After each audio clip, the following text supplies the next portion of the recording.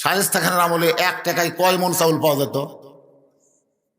একজন ইতিহাস পড়েনি। আপনার ইতিহাস পড়েন না?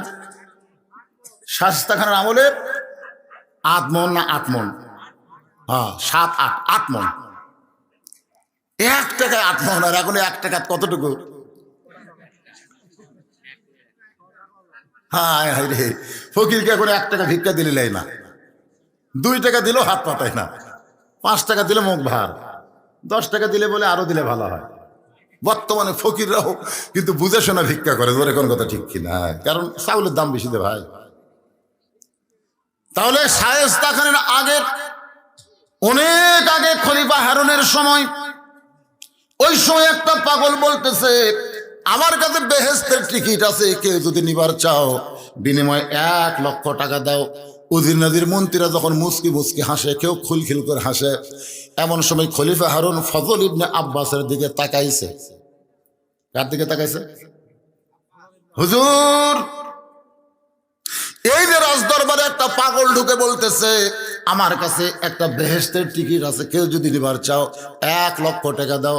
আপনি বলেন তো হুজুর, এই পাগল কি সঠিক না ভুল? যদি সঠিক হয়, হারুনের কাছে কি টাকার অভাব নাকি? 1 লাখ টাকা কোনো ব্যাপার নাকি? খলিফা হারুন ফজল আব্বাসের দিকে তাকায় বলে হুজুর আপনি বলেন তো পাগল যেটা বলতেছে সঠিক না ভুল? ফজলুল আব্বাস মাটির দিকে তাকায় বলতে জাহাপনা, মানুষ কোনোদিন বেহেশতের টিকিট বিক্রি করতে পারে না, এটা ভণ্ডামি, এটা মাতলামি। আল্লাহর কোরআন এটা দলিল দেয় না। খুব খেয়াল করবেন। কে খেয়াল করতেছেন? ফজলুল আব্বাস মাটির দিকে তাকাইছে, খলিফা হারুনের দিকে তাকায়নি, এই মাটির দিকে তাকায় বলছে জাহাপনা, মানুষ কোনোদিন বেহেশতের টিকিট বিক্রি করতে পারে না, এটা ভণ্ডামি, এটা মাতলামি, শরীয়ত একে সমর্থন করে। আপনার বলেন তো পৃথিবীর শ্রেষ্ঠ আলেম যে ফতুয়া দিছে এটা কি ভণ্ডামি? ধরে এটা কি ভণ্ডামি? সঙ্গে সঙ্গে খলিফা হারুন বললেন রে দারোয়ানেরা, দরজা পাহারা দাও। রাজ দরবারের মধ্যে আবল তাবল পাগল কেমনে ঢোকে? তোমাদের শরীরে কি শক্তি নাই? এই পাগলকে গলা ধাক্কা দিয়া রাজ দরবার থেকে বের করে দাও। পাগলকে যখন দারোয়ানেরা বের করতে যায়, এমন সময় পাগল ফজল ইবনে আব্বাসের দিকে তাকায়। ফজল ইবনে আব্বাস ছোট বাচ্চার মতন কাঁদতেছে আর পাগল হাসতেছে। যখন দারোয়ানেরা পাগলকে ধাক্কা মারবার যায়, তখন পাগল ফজল ইবনে আব্বাসের দিকে তাকাইছে। তাকানা বোঝেন না? হুজুর মনে মনে ফুতুয়া দিলেন, এটা ভণ্ডামি, এটা মাতলামি ফতুয়া দিলেন। তাকাইছে পৃথিবীর শ্রেষ্ঠ আলেম ফজলুল আব্বাস, ছোট বাচ্চার মতন ফুপায়া ফুপায়া কাঁদতেছে আর পাগল মুসকি মুসকি হাসতেছে। দারোয়ানরা পাগলকে ধাক্কা দেয়, দারোয়ানরা নিজে নড়ে কিন্তু পাগল নড়ে না। এত জোরে ধাক্কা মারতেছে সব দারোয়ান, কিন্তু তারা নিজেই নড়তেছে কিন্তু পাগল নড়ে না। দারোয়ানগুলো মনে করতেছে পাগল মানুষ না, পাগল যেন একটা পুরানো গাছ, পাগল যেন একটা কি। সবাই একদম ধাক্কা মারে নিজেই লড়ে কিন্তু পাগলা লড়ে না। দারোয়ানদের মধ্যে একজন পাগলের কানে কানে বলতেছে বাবাজি, আমরা ধাক্কা মারতেছি, মনে করেন না যে আমরা ধাক্কা মারতেছি, আমরা খলিফার হুকুম পালন করতেছি। আমাদের কলিজা আপনাকে ধাক্কা মারার মানুষ না, কিন্তু এখন চাকরি করি, হুকুম যদি না মানি তাহলে আমাদের চাকরি থাকবে না। আজকে পুলিশ যে কাজ করতেছে, র্যাব যে কাজ করতেছে, এরা কিন্তু ইচ্ছা করে কাজগুলো করতেছে না, এরা হুকুম পালন করতেছে। জোরে কোন কথা ঠিক কিনা?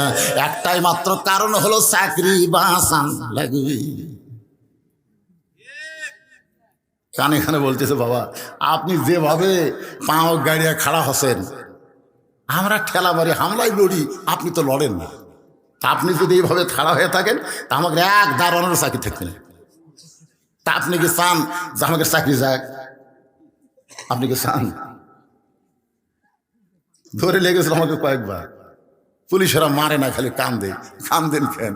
বলে হুজুর আমরা জানি তো, আমরা জানি আপনার দোষ নাই, কিন্তু চাকরি চাকরি পাগলের কানে কানে এক দারোয়ান যখন বলেছে এবার যদি না নড়েন না বার হন তাহলে কিন্তু আমাদের চাকরি শেষ। এই কথা বলে যেই মাত্র ধাক্কা মারছে সঙ্গে সঙ্গে পাগল হুলমি খেয়ে পড়ে যায়। পাগলের কপাল কেটে রক্ত ঝরতেছে। পাগল ডান হাতের মধ্যে বেহেশতের টিকিট, ধরে খান সুবহানাল্লাহ, যেই টিকিট লক্ষ টাকা দিয়ে বেচবার চাই, টিকিটটা ডান হাতের মধ্যে, আর বাম হাতে রক্ত মুছতে মুছতে রাজ দরবার থেকে বের হয়ে যায়। রাজ দরবার থেকে পাগল যখন বের হয়ে গেল, এমন সময় রাজ দরবারের দোতলায় একজন মেয়ে মানুষ বসে আছে। ওই মেয়েটার নাম হলো জুবাইদা। জোরে কোন মেয়েটার নাম কি? হুজুর, রাজ দরবারে আপনার মূল্যায়ন হয় নাই, রাজ দরবার থেকে আপনাকে গলা ধাক্কা করে বের করে দিয়েছে। হুজুর গো, আমি যদি বেহেশতের টিকিট কিনতে চাই তাহলে আপনি কি আমার কাছে বিক্রি করবেন? পাগল বলতেছেন মা, এই পাগলটা হলো ইসলামের ইতিহাসে বাহলুল পাগল। জোরে বলেন কি পাগল? মা, বেহেশতের টিকিট নিতে গেলে 1 লক্ষ টাকা লাগবে মা, তুমি কি পারবে 1 লক্ষ টাকা দিতে?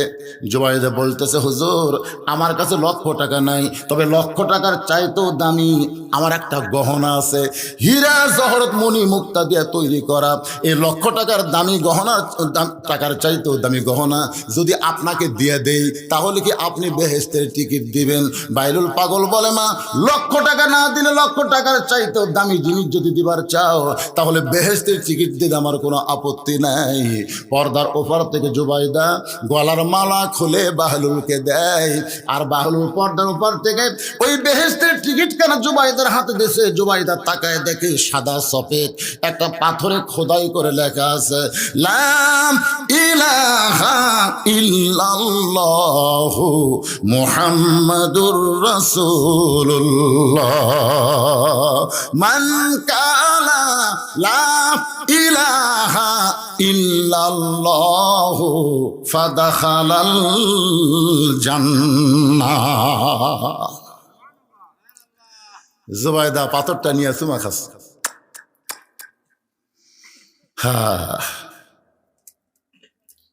বাহলুল পাগল চলে যাওয়ার পরে জুবাইদা চলে আসছে ঘরে। গভীর রাত্রে খলিফা হারুন রাজ দরবারের কাজ কামগুলো শেষ করে যখন বিবির ঘরে ঢুকতেছে, আল্লাহ রাসূল বলেন, তুমি যেখানে থাকো, যে অবস্থায় থাকো, যদি বইয়ের ঘরে যাবার চাও, যাবার আগে দরজায় একটা সালাম দাও। এই সালামের মধ্যে 3টা রহমত, বরকত, মাগফিরাত, সুবহানাল্লাহ। 3টা জিনিস, একটা হলো রহমত, একটা হলো বরকত, আর একটা কি? মাগফিরাত। আসসালামু আলাইকুম ইয়া আহলাল বাইত, এই ঘরের মধ্যে যে আসো তার উপর আল্লাহ রহমত বরকত নাজিল করুক, সুবহানাল্লাহ বলেন। খলিফা হারুন গভীর রাত্রে জুবাইদার ঘরের দরজায় সালাম দেয়। সঙ্গে সঙ্গে জুবাইদা দরজা খুলে দিছে, কারণ স্বামী যদি সালাম দেয় উত্তর দিয়েই দরজা খোলা হবে, দরজা খুলতে কোনো দেরি করা যাবে না। রাসূল বলেন, স্বামী যখন দরজায় খুশি হয়ে বউ যদি দরজা খুলে দেয়, ও স্বামীর জন্য দরজা খুললো না, ও যেন নিজের জান্নাতের দরজা নিজেই খুলে নিল। সুবহানাল্লাহ, জোরে কন। আর আমাদের বউগুলো দরজা খোলে। মায়েরা, বোনেরা যারা পর্দার অন্তরালে, একটু মনোযোগ দিয়ে শুনবেন। খলিফা হারুন জুবাইদা দরজা খোলার সঙ্গে সঙ্গে জুবাইদার চেহারার দিকে তাকায়া মুস্কি মুস্কি হাসতেছে। খলিফা হারুন বলে, ও জুবাইদা, তুমি সুন্দরী। আল্লাহ কোরআনে বলেছেন, হুন্না লিবাসুল লাকুম ওয়া আনতুম লিবাসুল লাহুন্না। আল্লাহু আকবার। আল্লাহ রাসূল ঘরের মধ্যে বসে আছে, এরকম ঘরে বসে আছে রাসূল। ইতিমধ্যে মা আয়েশা, আমাদের মা, কে? মা আয়েশা ঘরের মধ্যে ঢুকছে। তো যে ঘরের মধ্যে ঢুকছে, নবী কিন্তু আর বসে নাই, নবী দাঁড়ায় গেছে। আপনারা কি মনে করবেন, বইয়ের সম্মানে নবী দাঁড়াছে? কি জন্য দাঁড়াছে? নবী দাঁড়ায় আস্তে করে যায় জানলা আর দরজা বন্ধ করে দিচ্ছে। কারণ বউ যখন ঘরের মধ্যে আসে তখন দরজা জানলা খুলে থোয়া চলবে না, এটা নবীর সুন্নাত। নবী দরজা জানলা বন্ধ করে দেয়। মাইশা থর থর করে কাঁপতেছে। আল্লাহ রাসূল বলে, আয়েশা কাঁপতেছো কেন? বলে, আপনার জুতার পরশে আল্লাহর আরশ ধন্য হয়ে গেছে, যদি আমার দ্বারা কোনো বেয়াদবি হয়। রাসূল বলে, আয়েশা, একজন নবীর জুতার পরশে আল্লাহর আরশ ধন্য হয়েছে, একজন নবীর জুতার পরশে। আয়েশা বলে, হুজুর আপনি তো সেই নবী। রাসূল বললেন, আমি সেই নবী ছিলাম যতক্ষণ দরজা খোলা ছিল, যে দরজা বন্ধ হয়েছে আয়েশা, আমি আর নবী নাই, আমি হলাম স্বামী আর তুমি আমার বিবি। সুবহানাল্লাহ, কোন না কেন, ধরে কোন সুবহানাল্লাহ। মা আয়েশা দৌড়ে এসে নবীর বুকের মধ্যে মাথা ঢুকায়া মুসকি মুসকি হাসির বলে, মাবুদ, এতদিন জানতাম আমার নবী হলেন বিশ্ব নবী, কিন্তু আজকে নিজের চোখে দেখতেছি আমার নবী শুধু বিশ্ব নবী নয়, আমার নবী হলেন পৃথিবীর 1 নম্বর স্বামী। খালি নবী না রে, স্বামী হয়ে কয় নম্বর স্বামী? বুকের মধ্যে মাথা ঝোঁকায় কি খুশি। আল্লাহ রাসূল আয়েশাকে একটু মহব্বত করার জন্য ডান হাত খানা, আমার দিকে তাকানি, ডান হাত খানা আয়েশার পিঠের উপর একটা ঠাসি মারছে। নিজের বউকে বুকের মধ্যে নিয়ে ঠাসি মারা সুন্নত। এই ঘুম পাড়তেছে, কি বুঝবি রে, এই কি বুঝবি রে, রে এই কি ওয়াজ হচ্ছে রে? নিজের বউকে বুকের মধ্যে নিয়ে ঠাসি মারা কি কথা কর না কেন? সাথে ঠাসি মারা কি? তাই বলে প্রেমিক প্রেমিকাকে ঠাসি মারা সুন্নত না। আজকে ওইটা ভালো পারে, কিন্তু এটা পারতেছে না। বুকের মধ্যে নিয়ে যখন ঠাসি মারছে, এমন সময় আল্লাহ বলে, জিবরাইল আর দেরি করো না, কোরআনের আয়াত নিয়ে নবীর কাছে যাও। জিবরাইল বলে, আল্লাহ, কোরআনের আয়াত নিয়ে তো নবীর কাছে বহুবার গেছি, এখনো যাব, কিন্তু এই মুহূর্তে বলার কারণ কি? আল্লাহ বলে, জিবরাইল, আমার নবী ঘরের মধ্যে যে আমল করতেছে, এই আমলে আমি আল্লাহর আরশ খুশি হয়ে গেছে। আল্লাহ বলতেছে, আমার নবী ঘরের মধ্যে যে আমল করতেছে, আমল মানে কি? আমল মানে কি? ইবাদত। আমল মানে কাজ। যে কাম করতেছে আমার আল্লাহর আরশ খুশি হয়ে গেছে। জিবরাইল মনে করছে নবী কি সেজদাত আছে না জিকির করতেছে, কি আমল করতেছে? আল্লাহ বলে, জিবরাইল যাও, কোরআনের আয়াত নিয়ে তাড়াতাড়ি। ফেরেশতা জিবরাইল কোরআন আয়াত নিয়ে নবীর ঘরের দরজার বাইরে দাঁড়ায় সালাম দেয়া বলে, রাসূলুল্লাহ, ঘরের মধ্যে কি আমল করতেছেন? আল্লাহ খুশি হইয়া কোরআনের আয়াত নাজিল করেছে, হুন্না লিবাসুল লাকুম ওয়া আনতুম লিবাসুল লাহুন্না। স্বামী হলো বিবির পোশাক, বিবি হলো স্বামীর পোশাক। সুবহানাল্লাহ কোন। খলিফা হারুন বলে, জুবাইদা তুমি সুন্দরী, নিজের বউয়ের সুন্দরী বলাও সদগার সওয়াব।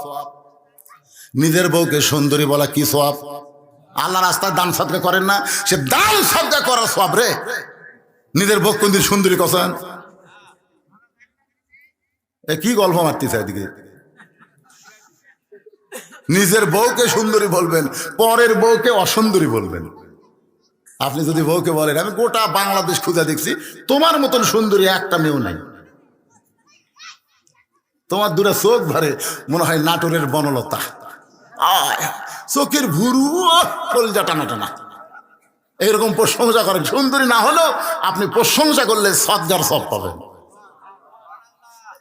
খলিফা হারুন বলে, জুবাইদা তুমি সুন্দরী, এত সুন্দরী তোমাকে লাগে, কিন্তু গলার মধ্যে যখন মালা থাকে তখন আরো সুন্দরী লাগে। আপনারা বলেন তো, জুবাইদার গলাত মালা আছে? খলিফা হারুন বলতেছে, জুবাইদা তুমি সুন্দরী, গলায় যখন মালা থাকে তখন তোমাকে আরো সুন্দরী লাগে, কারণ বইয়ের গলায় মালা দেখলে স্বামী খুশি না বেজার? খুশি। কতগুলো ডাকাত আছে, খাবার বসে বলতেছে, হতে হতেই হলো না, হতে হতেই হলো না। বউ ভাই কি হলো না? বলে, জমির ধারে একটা জমিবার আছে রে, 80,000 টাকা লাগবে রে। আমার 60,000 টাকা আছে, খালি 20,000 টাকার জন্য জমিটা হাত ছাড়া হয়ে গেল। হতে হতে হলো না, হতে হতে হলো না। বউ বলতেছে, সবুর করো, ইন্নাল্লাহ মা সাবিরিন। এ বছর হয় না, আগামী বছর হবি। স্বামী বলতে, তোর বাপের জমি, আমার জন্য 1 বছর থবি। বউ বলে, এত কেন রাগ করো কেন? বলে, তুই একটু দয়া করলি জমিটা আমার হয়, একটু দয়া। বউকে কি দয়া করা লাগবে? বলে, দয়া হলো ওই যে মালা গলার দেয়া, আমার ভাত খাওয়াচ্ছিস, এটা তোর বাপ দিছে। তোর বাপ দেনি কয়, আমার বাপ দিছে। এটা একটা মালার সাইজ, সোনা আছে কিন্তু মালার ঢপ নেই, বুড়িয়া মালা। এখন ডিজিটাল যে মালা নামছে রে, খালি মালাটা আমাকে দে। মুসলমানের যদি বাচ্চা হয় তাকে ভাত খাতে খাতে বলতেছি আগামী বছর এই সময় তো 2 ভরি সোনার মালা দেবো, 1 ভরি নিব 2 ভরি দেবো। এমন চাটি মারছে বুঝলেন, বউ গলার মালা খুলে দিছে, ওই বেচা জমি দিছে। 1 বছর পরে বউ বলতেছে কে গো, গত বছর কিন্তু মালা লিছিলে, 2 ভরি সোনার মালা দেওয়ার কথা বলে, 2 ভরি লাগবে না, আমাকে 1 ভরি কিনে দাও। স্বামী বলতেছে তুই বলতো, তুই গলাত মালা পরে কাক দেখাবো? তুই যে গলাত মালা পরে দেখাবো কাক?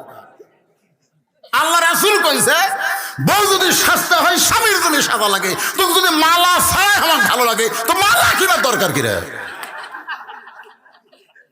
বউ মনে মনে করি মানুষ না ডাকাত রে, মানুষ না ডাকাত। এরকম বইয়ের মালা বালা বেচা খাওয়ার স্বামী আছে না নাই? ধরে কেন আছে না নাই? খলিফা হারুন বলে জুবাইদা তুমি সুন্দরী, তোমার গলায় যখন মালা থাকে তখন তোমাকে আরো সুন্দরী লাগে।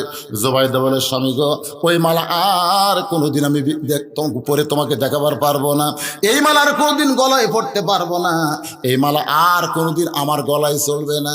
খলিফা হারুন বলে জুবাইদা মালাকে তুমি হারিয়েছো নাকি? কয়েক লক্ষ টাকা দামের মালা তুমি কি করেছো? জুবাইদা বলে স্বামী গো, যেই পাগলকে রাজ দরবার থেকে গলা ধাক্কা দিয়ে বের করে দিয়েছেন, ওই পাগলের কাছ থেকে ওই মালার বিনিময়ে আমি টিকিট কিনেছি। খলিফা হারুন কয় জুবাইদা কি কইলা, কি কইলা? এই মালা দিয়ে তুমি টিকিট কিনছো? পৃথিবীর শ্রেষ্ঠ আলেম ফজল ইবনে আব্বাস বলেছে মানুষ কোনোদিন বেহেশতের টিকিট বিক্রি করতে পারে না, এটা ভণ্ডামি, এটা মাতলামি, শরীয়ত থেকে সমর্থন করে না। গলা ধাক্কা দিয়ে মাতালক বাইর করে দেওয়া হচ্ছে, আর সে মাতালের কাছ থেকে তুই টিকিট কিনছো? পৃথিবীর শ্রেষ্ঠ আলেম ফতুয়া দিছে। জুবাইদা বলতেছে সব ব্যাপারে ফতুয়া মানা জায়েজ না, সব ব্যাপারে ফতুয়া মানা জায়েজ না। জায়েজ যদি একজন বলে কে রে তুই তো খুব সুন্দর রে, তোর বাপ এত কালো কেরে, আমার মনে হয় ওটা তোর আসল বাপ লয়। আর ভিতর সুন্দর ঢুকে দিচ্ছে, আমি সুন্দর আমার বাপ কালো, এটা কি আমার আসল লয়? একজন বলতেছে জানবার যদি চাস তোর মায়ের কাছে যা। মায়ের কাছে বলতেছে কেমন, ওটা আমার আসল বাপ। মা কয় কে রে এই ফতুয়াকে তুই শুনবার চাস? মা বলতেছে আসল বাপ, আসল বাপ। তাহলে ফতুয়া দাও, দলিল দাও। মা কান্দার বলে মহাব্বত যদি হয়, বিশ্বাস যদি হয়, আব্বাটা এইটা তোর আসল বাপ, আমি দলিল দিয়ে বুঝাবার পারবো না, কারণ সব ব্যাপারে ফতুয়া দলিল চলে না। জুবাইদা বলে আমার বিশ্বাস, আমার ঈমান বলেছে, যার কারণে আমি গলার মালা দিয়ে জান্নাতের টিকিট কিনেছি। খলিফা হারুন বলে জুবাইদা ঠিক আছে তুমি ফতুয়া মানবা না, ঠিক আছে, কিন্তু আমি যে তোমার স্বামী তুমি আমাকে মানো না, আমি যে তোমার স্বামী তুমি আমাকে মানো না। জুবাইদা বলে মানবো না মানে? রাসূল বলেছেন আল্লাহর পরে কাউকে যদি সেজদা দেওয়ার হুকুম থাকতো তাহলে প্রত্যেকটা স্বামীকে বউ সেজদা করা লাগতো, আল্লাহর পরে কাউকে সেজদা দেওয়া যাবে না। এই কথার দ্বারা রাসূল বুঝাইলেন বিবিদের কাছে সবচাইতে দামি হলো তার স্বামী। খলিফা হারুন বলে তাহলে পাগলের কাছ থেকে জান্নাতের টিকিট মালা দিয়ে নিবা, একটা বার কি স্বামীর হুকুম নিবা না? এই মালা কিন্তু দেওয়ার সময় আমার হুকুম নেওয়া লাগতো, স্বামীর হুকুম ছাড়া কোনো কিছু করা যাবে এজরকম যাবে নাকি? জুবাইদা মুচকি মুচকি হাসে। খলিফা হারুন বলে জুবাইদা হাসতেছে কেন? বলে স্বামী আপনি জানেন না, যদি স্বামীর সম্পদ হয় সেখান থেকে বউ যদি খরচ করে তাহলে স্বামীর হুকুম লাগবে, আর বউয়ের সম্পদ যদি বউ খরচ করে তাহলে স্বামীর হুকুম লাগবে না। এই মালাটা আপনি বিবাহের সময় আমাকে দিয়েছেন মোহরানা। এই ফতুয়া বুঝলেন, ফতুয়া বুঝলেন? স্বামীর সম্পদ থেকে বউ যদি কিছু দিবার চায় নিবার চায় তাহলে স্বামীর কি লাগবে? অনুমতি লাগবে, হুকুম লাগবে। আর নিজের সম্পদ, বউয়ের নিজের সম্পদ, এইটা যদি কাউকে দিবার চায় তাহলে স্বামীর হুকুম লাগবে। জোরে বলেন লাগবে। আর বউকে যেটা মোহরানা স্বরূপ দেওয়া হয় এই সম্পদের মালিককে। সবাই বললেন না, কারণ আপনার মনে হয় মোহরানা দেননি। দিছে? লিসে কি রে? দিছে, দেওয়া লাগবে। আপনার তো জোর করে লিসে।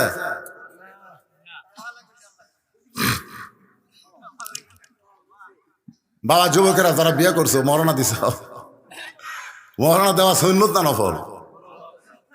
আর ডিমান্ড নেওয়া আপনার ডিমান্ড নেওয়া সুন্নত নফল না হারাম?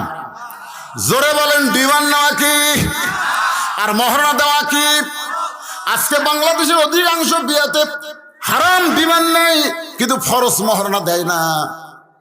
এই বিয়াতে মৌলবি পড়াবে, ওই মৌলবিকেও আল্লাহ ছাড়বে না, এই মৌলবিকেও আল্লাহ ছাড়বে না। তাই এখনো যারা বিয়া করনি বাজান, পুরুষ হও মরদ হও, মহরনা দেও। নবীর মেয়ে ফাতেমাকে আলী বিয়া করছে, মহরনা নগদ না বাকি? জোরে কর, নগদ না বাকি? রাসূল আলী মাথার হেলমেট বিক্রি করে মহরনা আদায় করো। হযরত আলী হেলমেট দিয়ে যখন বাজারের দিকে যায়, পিছন দিকে ওসমান ডাক দে, বলে আলী রে, এত আনন্দ নিয়ে কোথায় দৌড়াও? আলী বলতেছে, ওসমান ভাই, নবীর কলিজার টুকরা ফাতেমার সঙ্গে আমার বিয়া হবে, মহরনা দিবার গেলে হেলমেট বিক্রি করে টাকা দেওয়া লাগবে। ওসমান বলে, আলী রে, আমি যদি হেলমেট কেন নেই, তুমি কি আমার দিবা না? আলী বলতেছে, আপনার মতন খরিদ্দার পাওয়া হলো ভাগ্যের ব্যাপার। আলীর হাত থেকে ওসমান হেলমেট দিয়ে এক থলিয়া টাকা দেয়। আলী তলিয়া নিয়ে যখন দৌড় দিবার চায়, ওসমান বলে, আলী রে, কত টাকা দিলাম, একটা বার কি গুনাহ দেখবা না? আলী বলতে, ওসমান ভাই, এক মুসলমান আর এক মুসলমানকে কোনোদিন ঠকায় না। ওসমান বলে, গুনে দেওয়া হলো সুন্নত, গুনে দেখা হলো সুন্নত, গুনে দেখে 480 দিরহাম। আলী কান্দেল, ওসমান, সামান্য মাথার হেলমেট কি কোনোদিন 480 দিরহাম হয়? ওসমান গনি বলে, আলী রে, আসমান জমিন বিক্রি করলো, আসাদুল্লাহ হিল গালিবের হেলমেট কিনা যাবে না। ধরো ভাইজান, তুমি তোমার হেলমেট নাও। আলী কান্দার, ওসমান রে, হেলমেট কিনে আবার হেলমেট কেন দাও? ওসমান কান্দার বলে, শুধুমাত্র জান্নাতের আশায় ফাতেমার বিবাহের মহরনা দেওয়ার ব্যাপারে তোমাকে যদি একটু সহযোগিতা করলাম, তুমি যদি কবুল করে নাও, আর হাসরের ময়দানে এই ওসিলায় যেন আল্লাহ আমাকে মাফ করে দেয়। 400 দিরহাম 80 দিরহাম নিয়ে যখন আলী নবীর সামনে দাঁড়ায়, রাসূল বলেন, আলী রে, বিবাহ করতে গেলে আগে মহরনা দিয়া তারপরে কবুল বলতে হবে। সুবহানাল্লাহ, সবাই কম না? আমরা আগে কবুল বলে তারপর মহরনা দিব কি দিব না? বিয়ের সময় মহরনা বাঁধতে একজন কয়, এত টাকা মহরনা দেওয়া লাগবে তাই? আচ্ছা বলেন, দেওয়া লাগবে তাই? এ কথা বলা সওয়াব না পাপ? ফরজ জিনিস নিয়ে আজকে আমাদের বাংলা সমাজে মস্করি চলতেছে। যেই মাত্র জুবাইদা বলেছে, ওই গলার মালা হলো আমার মহরনা, এইটা দেওয়ার ব্যাপারে স্বামীর কোনো অনুমতি লাগবে? খলিফা চুম করছে, ওরে বাবা রে, এ তো ভালোই ফতুয়া জানে রে, এ তো ভালো এলেম অর্জন করছে। এখন স্বামীর মনটা খারাপ, জুবাইদার সঙ্গে রাত্রেবেলা ঘুমাইছে। আল্লাহ রাসূল বলেন, 3 জায়গায় তোমরা ফাঁক রাখবা না, 3 জায়গায় ফাঁক রাখা যাবে। আল্লাহ নবী বলেন, আমি আমার বিবিদের সঙ্গে যখন ঘুমাইতাম 2 বালিশে কোনোদিন ঘুমাইনি। ঘুমানোর সময় বালিশ হলো একটা। জোরে কন, কয়টা? 2 কম্বলের মধ্যে আমরা 2 জন ঘুমাইনি, বরং একই ল্যাপের তলে একই কম্বলে আমরা স্বামী স্ত্রী ঘুমাইছি। সুবহানাল্লাহ। 1 বালিশ 1 কম্বল। আপনাদের কয়টা? এখন কতগুলো মরদ মানুষের এই কাম কাজ করবার যা গোড়া, পায়ের গোড়া যা ফাটছে ভাই, একই কম্বলে থাকবার যা ফাটা পাও কিন্তু বিলেটের মতন ধার। এই ঘুমের চোটে বইয়ের পাওতে একটা ঘষণ লাগছে, বউ কম্বলে তো ওরে মারে চিল্লা ওটা কয়, মহরনা মাপ দিলাম, তুমি কম্বল পাল্টাও। 1 কম্বল থাকা যাবে না, ফাটা পাওলে সতেন গাই ফাটা ফাটা। এই জন্য ঘুমের আগে 2টা জিনিস করবেন, একটা হলো পায়ের গোড়াইতে ভ্যাসলিন দিবেন আর মুখটা ব্রাশ করবেন, মুখটা ব্রাশ করবেন আর পায়ের গোড়ালিতে ভ্যাসলিন দিবেন। কারণ আল্লাহ রাসূলের সুন্নত হলো স্বামীর মুখ বইয়ের মুখ মুখামুখি হয়ে ঘুমানোর জন্য। ঘুমের পরে মুখ যেতে চাই থাক, কিন্তু শোয়ার সময় মুখের সাথে মুখ লাগে ঘুমানোর জন্য। এখন এমন বিড়ি খাওয়া কাজে ভাই, ঘর ঢুকলি মনে ভোগরা পাটা ঢুকতেছে। জোরে কোন কথা ঠিক কিনা? মুখের সাথে মুখ লাগাবার ফতুয়া দিলে মেয়েরা কবে হুজুরে এই জন্য আমি বলতেছি, দাঁত মেশক করা নবীর সুন্নাত। একটা বেরাস দিয়ে ঘুষে ঘুষে ঘুষে ঘুষে, বুঝলেন? তারপরে যে ফ্যান্টাসিকন যে কোনো একটা আতর মুখের মধ্যে দিয়ে ভ্যাজলিন পাও দিয়ে কম্বলের মধ্যে শুততেন। মাঝখানে কোনো ফাঁকা রাখা যাবে? 3 জায়গায় ফাঁকা রাখা চলবে না। নামাজের কাতার করতে গিয়া মাঝে মাঝে ফাঁক রাখা যাবে না, কোরআনের মাহফিলে বসতে গিয়া মাঝে মাঝে ফাঁক রাখা যাবে না, স্বামী স্ত্রী ঘুমাতে গিয়া মাঝখানে ফাঁক রাখা যাবে না। জুবাইদা খলিফা হারুন একই সঙ্গে ঘুমাবার চাই, কিন্তু খলিফার হারুনের মনে বড় কষ্ট, কারণ বউডা মাতালের কাছ থেকে দামি সম্পদ মালা দিয়া ভণ্ডামি মাতলামি বেহেস্তের টিকিট কিনছে, এদের মনটা বড় খারাপ। জুবাইদা যখন খলিফা হারুনের কাছে আসবার চাই, খলিফা হারুন বলে সরিয়া যায়, সরিয়া যায়, মানে কাছে নিবি না। খাটের এক মাথায় খলিফা হারুন ছুটছে, জুবাইদা কাছে আসবে, ফাঁক থাওয়া দেবি না, তো যে আসে তখন স্বামী আরো সরাবে। জুবাইদা দেখলো আর সরলে তো পড়ে দেবি, দরকার নাই, আমাকে তখন নিবার চাচ্ছে না। রাসূল বলেছেন, স্বামী যদি কোনো সময় বউকে কাছে নিবার না চায়, স্ত্রী যেন জোর করে স্বামীর কাছে যায় না। কারণ এখন যে অবস্থা, তেলের দাম 100-200 টাকা, চাউলের দাম 70 টাকা, সব জিনিসের দাম বেশি ভাই, আর কামাই কম। ওই সবসময় চিন্তা করে আগামীকাল কিভাবে চল মরে, এ চিন্তা করতেছে আর হিসাব করতেছে। দিন গেলে গায়ে 500 টাকা, আমার খরচ এত টাকা, কি করে সংসার চালায়। এখন বউ খালি খুশখুশ করতেছে, খুশখুশ। আগুন জ্বলছে, সংসার চলবি কি করে, এ খুশখুশ করিস কেন? এই জন্য আল্লাহ রাসূল বলেছেন, স্বামী যদি কাছে চায় তাহলে তোমরা যাইও, জোর করে যাইও না। জুবাইদা দেখতেছে আমি যাবার চাই, কিন্তু স্বামী সরে যায়, এই জায়গায় তো জোর করে যাওয়ার দরকার নেই। মনে কষ্ট নিয়ে জুবাইদা ঘুমায় গেছে, খলিফা হারুন ঘুমায় গেছে। দুইজনে যখন ঘুম, এমন সময় খলিফা হারুন স্বপ্নে দেখতেছে, আল্লাহওয়ালাদের স্বপ্ন হলো নবুয়তের 46 ভাগের 1 ভাগ। জোরে কোন সুবহানাল্লাহ।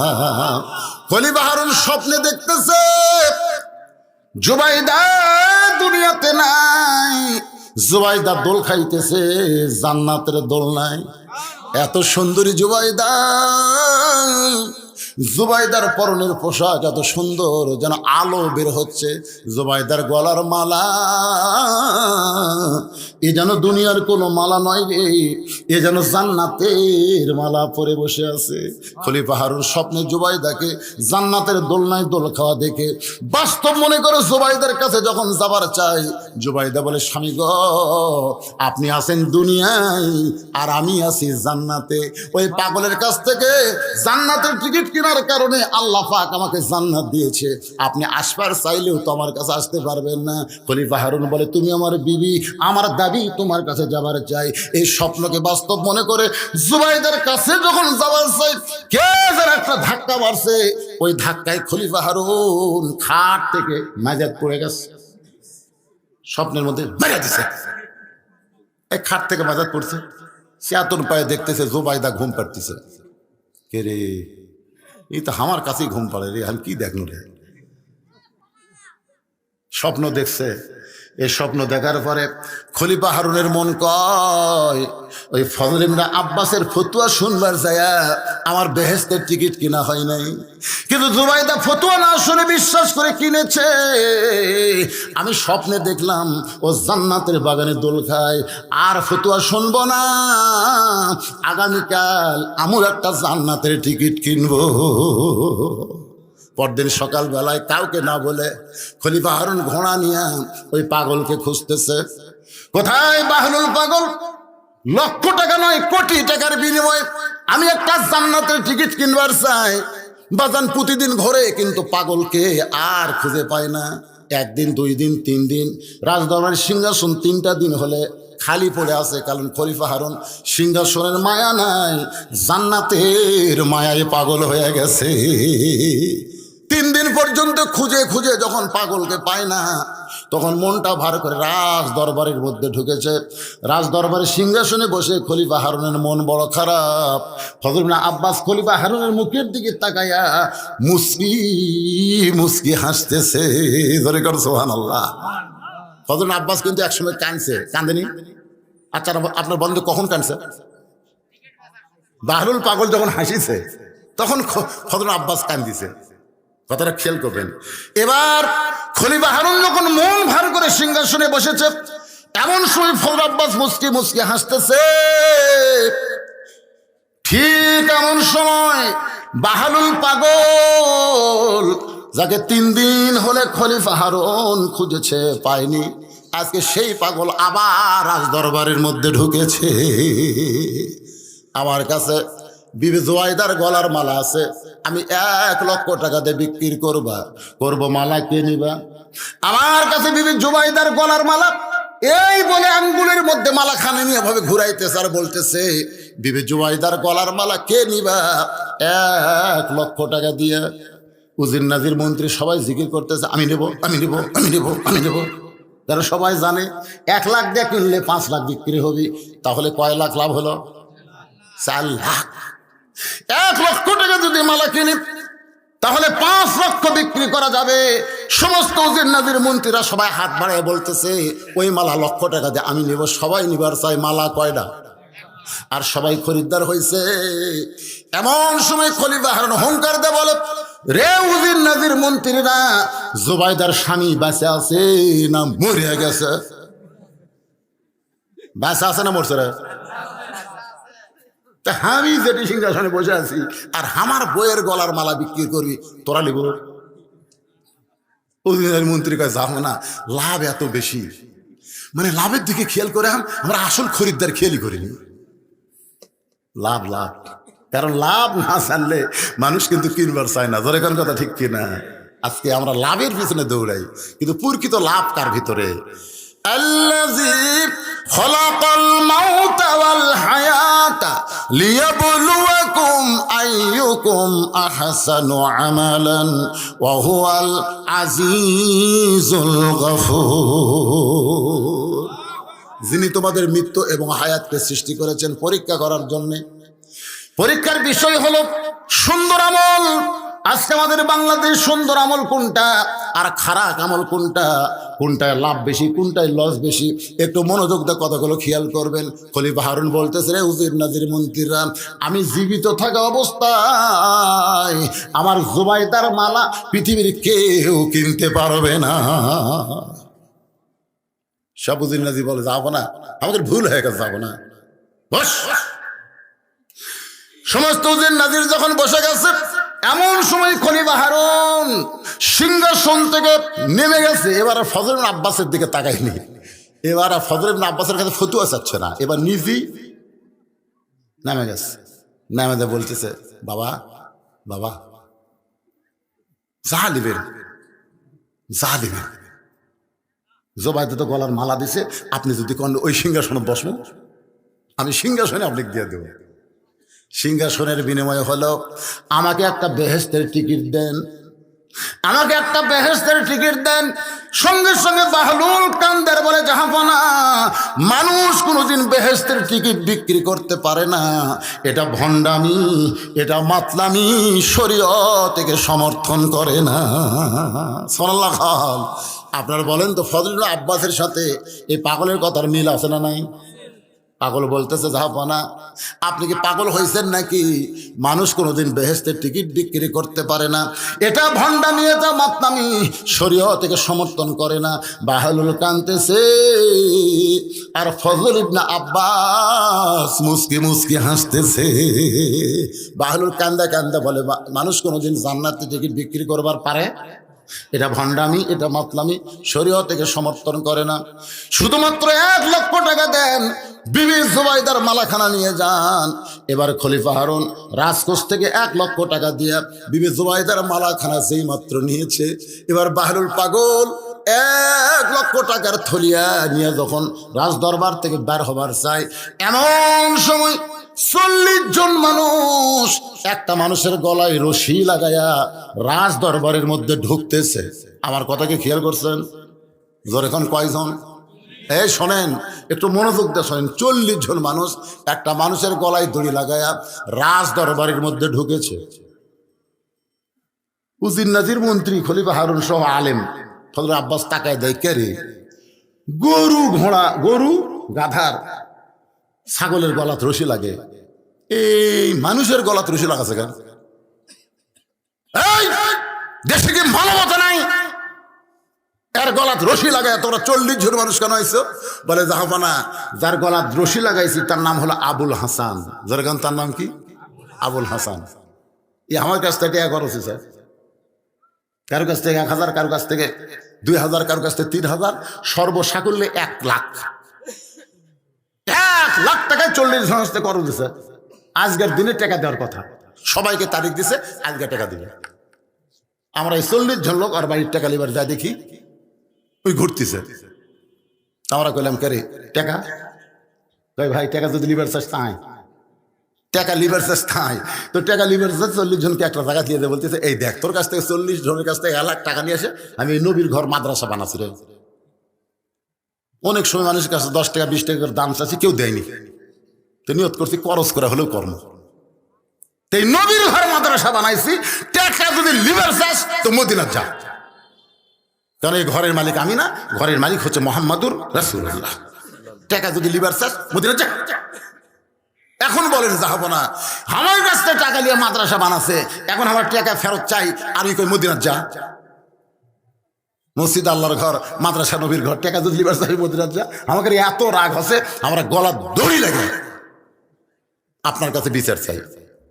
খলিফা হারুন ফজল ইবনে আব্বাসের দিকে তাকায় বলতে তো হুজুর 40 জন মানুষের কাছ থেকে 1 লক্ষ টাকা খরচ নিয়ে নবীর ঘর মাদ্রাসা বানাইছে, এখন টাকা ফেরত চাইলে বলে মদিনা যা। আপনি বলেন তো এইটা কি জায়েজ? ফজল আব্বাস বলতেছে নিয়ত ভালো কিন্তু তরিকা ভালো না। নিয়ত মানে কি? নিয়ত ভালো, নবীর ঘর মাদ্রাসা বানাবে, নিয়ত ভালো না খারাপ, কিন্তু তরিকা মানে নিয়ম, তরিকা মানে নিয়ম ভালো না। খলিফা হারুন বলে তাহলে কি করা যাবে? বলে এ আবুল হাসানকে জেলখানায় বন্দি করেন। এইরকম বেআনিয়মে কাজ করলে হবে না, বেআনিয়মে কাজ করলে হবে না, নবীর ইসলামের ক্ষতি হবে, কোরআনের ক্ষতি হবে, এক জেলখানায় বন্দি করেন। এখন আবুল হাসানকে জেলখানায় যখন নিয়ে যাচ্ছে, বাহরুল পাগল বলতেছে এই 40 জন কয় টাকা পাস? কয় টাকা? কোচে 1 লাখ। 40 জনের কাছে বাহরুল পাগল 1 লক্ষ টাকা বন্টন করে দিয়ে আবুল হাসানের কাছে গিয়ে বলে জাহাপনা 40 জনের কাছে খরচ নিয়ে 1 লক্ষ টাকা দিবার পারেনি বলে তাকে জেলখানায় রাখতেছেন। আমি তার পক্ষে জামিন নিয়ে 1 লক্ষ টাকা পরিশোধ করে দিলাম। এখন বলেন তো আবুল হাসানের খবর কি? হযরত আব্বাস বলতেছে আবুল হাসানের খবর হলো জেলখানায় যাওয়া লাগবে না, তবে তুমি যদি চাও তাকে সঙ্গে নিবার পারো। বাহরুল পাগল আবুল হাসানের হাতটা ধরে বলতেছে ভাইজান তোকে এমন একটা জগতে নিয়ে যাব যে জগতে গেলে তুই আল্লাহ রাসূল পেয়ে যাবি। বললে আবুল হাসান বল এই পাগলের সঙ্গে তুই কি সেই জগতে যাবি? তোকে এমন একটা জগতে নিয়ে যাব যে জগতে গেলে আল্লাহ রাসূল পাবি। আজকে আমার সামনে যারা কষ্ট করে বসে আছেন, আমি আল্লাহর কোরআন দিয়ে নবীর হাদিস দিয়া আপনাদেরকে এমন একটা জগতে নিয়ে যাব, এই বাংলাদেশের ফেস্টা জগৎ না, এমন একটা জগতে নিয়ে যাব যেই জগতে গেলে আল্লাহ রাসূল পাওয়া যাবে। আপনারা কারা কারা যাবেন আল্লাহকে একটু হাত দেখান তো দেখি। লিল্লাহি তাকবীর, হাত নামান। মাশাআল্লাহ, খুব বেশি কিন্তু বাজেনি, না না 11টা বাজতে এখনো 10 মিনিট কম নাই। 11টা বাজতে এখনো 10 মিনিট কম। আমি যখন উঠছি কাঁটায় 9:30, 9:30 মাইক ধরছি, এখন 11 বাজতে 10 মিনিট বাকি। ওই জগতে যাইতে গেলে একটু ফ্রেশ হওয়া লাগে, ফ্রেশ। যেমন মসজিদের মধ্যে ঢুকবার গেলে শরীর পাক, কাপড় পাক, নামাজের জায়গা পাকের পাকটাকে দরকার আছে না? এই ওটা কে উঠলো রে? কে উঠলো রে? না এখন হাত তোলেননি, আপনারা হাত তোলেননি, হাত তুলেছেন কেন বলেন?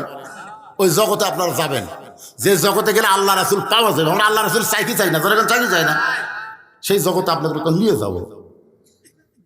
তো এই যাওয়ার আগে আপনারা যদি ওঠেন, একজনের সাহিত্য বলছে কি আদায় করবি নাকি?